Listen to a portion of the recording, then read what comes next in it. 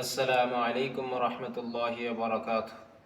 প্রিয় মুসলিম তাওহীদের জনতা, আজ আপনাদের সামনে গুরুত্বপূর্ণ একটি আমল নিয়ে আলোচনা করতে চাচ্ছি। সেই গুরুত্বপূর্ণ আমলটি হলো, আমরা আমাদের শিশু বাচ্চাদেরকে নিয়ে খুব চিন্তিত থাকি। অনেক সময় আমাদের শিশু বাচ্চারা বদনজরের শিকার হয়। তো এই জন্য আমরা অনেক ঝাড়ফুঁকের প্রয়োজন হয়ে থাকে। বিশেষ করে আমরা এই বিষয়টাকে কেন্দ্র করে যেন বদনজর না লাগে, এই জন্য একটা কাজ করে থাকি। সেটা হলো, আমরা শিশু বাচ্চাদের কপালের মধ্যে কালো কালি দিয়ে টিপ দিয়ে থাকি। আসলে এই বাচ্চাদেরকে নজর থেকে বাঁচানোর লক্ষ্যে টিপ দেওয়া এটা কতটুকু শরীয়তসম্মত, আসুন আমরা একটু আলোচনা করি এ ব্যাপারে। আসলে আমরা এই মুসলমান হিসেবে এই কথাই বিশ্বাসী, সমস্ত কিছু আল্লাহ তাআলার পক্ষ থেকে হয়ে থাকে। এজন্য আমরা এই বিশ্বাস থেকে, আল্লাহর প্রতি অবিচল আস্থা এবং বিশ্বাস থেকে আমরা বলতে চাই, আসলে টিপ দেওয়া এটা বদনজর থেকে বাঁচাবে, এই টিপের মধ্যে কোনো পাওয়ার বা ক্ষমতা নেই। আসলে এটা হলো একটা কুসংস্কার, এটার মাধ্যমে আসলে কোনো ধরনের ফায়দা অর্জিত হয় না। এই বিষয়টাকে কেন্দ্র করে আজকে আপনাদেরকে রাসূলুল্লাহ সাল্লাল্লাহু আলাইহি সাল্লাম থেকে বর্ণিত আমল শিখাবো, যেটার মাধ্যমে আপনাদের বাচ্চাদেরকে বদনজর থেকে বাঁচানো খুবই সহজ হবে এবং ইনশাআল্লাহ বদনজর কোনো ক্ষতি তাদেরকে করতে পারবে না।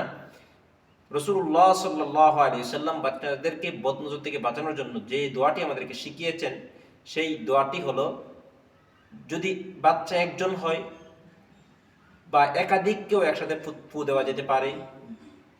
যদি আমরা একজনের জন্য ফু দিতে ইচ্ছা পোষণ করি, তাহলে আমরা পড়ব, উঈযুকা বিকালিমাতিল্লাহি তাম্মাতি মিন কুল্লি শাইতানিন ওয়া হাম্মাতিন ওয়া মিন কুল্লি আইনিন লাম্মাতিন।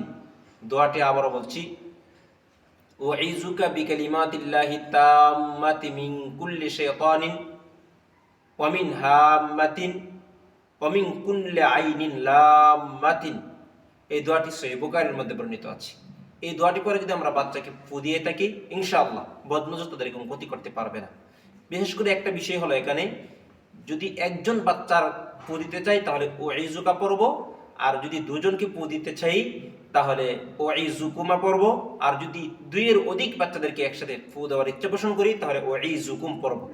আর মেয়ে হলে উঈযুকি, আর একাধিক মেয়ে হলে উঈযুকুন্না, দুইজন মেয়ে হলে উঈযুকুমা। এটা পুরুষ মহিলার ক্ষেত্রে একই। তো এই জন্য আমরা এই দোয়াটি পরে ফু দেব, ইনশাআল্লাহ বদনজরের কোনো ক্ষতি তাদেরকে করতে পারবে না। এই দোয়াটির অর্থ হলো, উঈযুকুম বা উঈযুকা বিকালিমাতিল্লাহি তাম্মাতি মিন কুল্লি শাইতানিন, আমি তোমাকে অথবা তোমাদেরকে আল্লাহ তাআলার পরিপূর্ণ কালিমার মাধ্যমে শফে দিচ্ছি প্রত্যেক ধরনের শয়তান থেকে এবং দুষ্ট অনিষ্টকর কীটপতঙ্গ থেকে এবং প্রত্যেক ধরনের বদ নজরের অনিষ্টতা থেকে আল্লাহর নামে তোমাদেরকে শফে দিচ্ছি বা তোমাকে শফে দিচ্ছি। এটা হলো এই দোয়াটির অর্থ। এছাড়াও রাসূলুল্লাহ সাল্লাল্লাহু আলাইহি ওয়াসাল্লাম যখন অসুস্থ হয়েছিল, হযরত জিবরাইল আমিন আলাইহিস সালাতু